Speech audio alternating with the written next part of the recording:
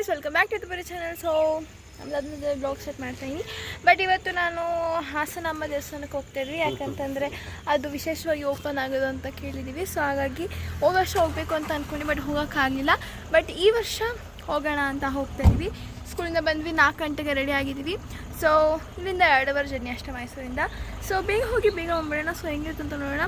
So ತುಂಬ ಚೆನ್ನಾಗಿರುವಂಥ ದೇವಸ್ಥಾನ. ವರ್ಷಕ್ಕೆ ಒಂದೇ ಸಲ ಓಪನ್ ಆಗೋದು.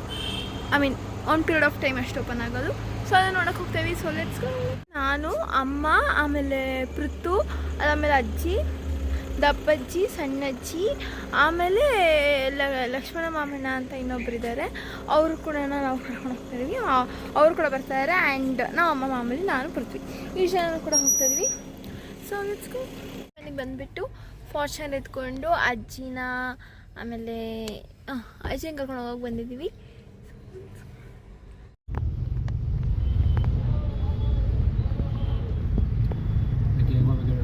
ಸ್ಟ್ರೈಟು ಎದುರುಗಡೆ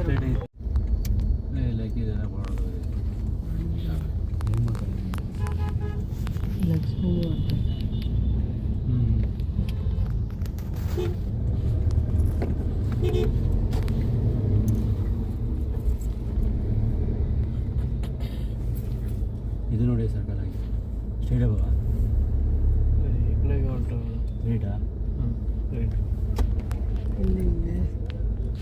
ರೋಡ್ ಬೇಡ, ಮುಂದಕ್ಕೆ ಹೋಗಿ ಬಂದ್ಬಿಟ್ಟು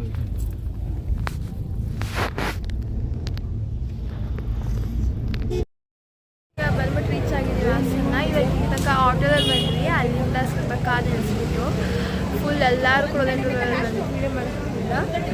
ಸೊ ಅದಾದಮೇಲೆ ಇವಾಗ 300 ರೂಪಾಯಿ ದರ್ಶನಕ್ಕೆ ಹೋಗ್ತೀವಿ.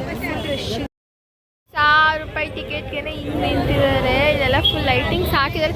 ಬಟ್ 1000 ರೂಪಾಯಿ ಟಿಕೆಟ್ಗೆ ಹಿಂಗೆ ನಿಂತಿದ್ದಾರೆ ಜನರು. ಎಷ್ಟು ಟೈಮ್ ಗೊತ್ತಾ? ಇನ್ನೂ 9:15 ಏನೋ, 9:15ಗೆ 10 ಗಂಟೆಗೆ ಕ್ಲೋಸು. ಇವಾಗಲೇ ಇಷ್ಟು ಎಷ್ಟಿದೆ, ಮಳೆ ಬರ್ತಾಯಿದೆ, ಎಲ್ಲ ಕೂತಿದ್ದೀವಿ. ಯಾವಾಗ ಹೋಗ್ತೀವಿ ಗೊತ್ತಾ?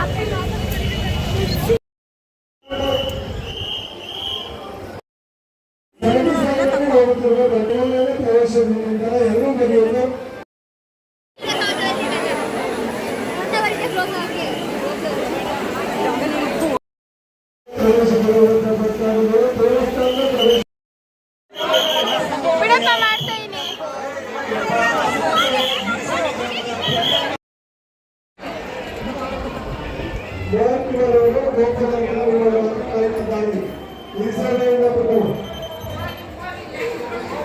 ದಯವಿಟ್ಟು ಭಕ್ತಾದಿಗಳು ದೇವಾಲಯದೊಳಗೆ ಪ್ರವೇಶಿಸುವಾಗ ಪ್ರವೇಶದಾರರಿಗೆ ತಾಯಿ ಅಮಲಮಯ ದರ್ಶನ ಪಡೆದು